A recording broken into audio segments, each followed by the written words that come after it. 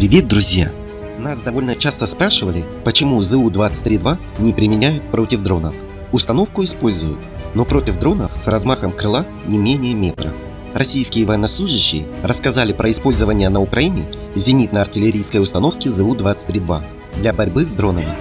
ЗУ-23-2 способна поражать цели на дальности до 3 километров. Техническая информация о ней в ссылке на видео в комментариях к ролику. На счету подразделения уничтожено больше 10 целей самолетного типа крыла, то есть больших птичек, как их называют.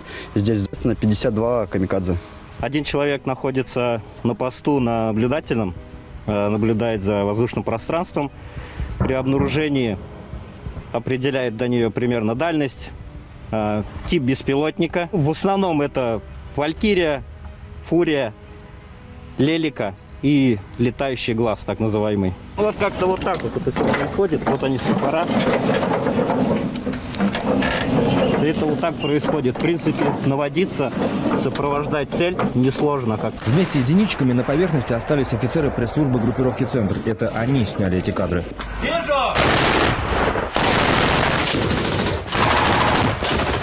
Наблюдаю на юго-востоке. 1,5. «Валькирия» довольно крупный беспилотник самолетного типа. Он в том числе может давать цели и FPV-дроном. По крылу бьют из зенитной установки, из пулеметов. Прям на нас идет пока. Глазами видно вон. Разворачивается. Давай работаем. Подключается оператор переносного зенитно-ракетного комплекса «Игла».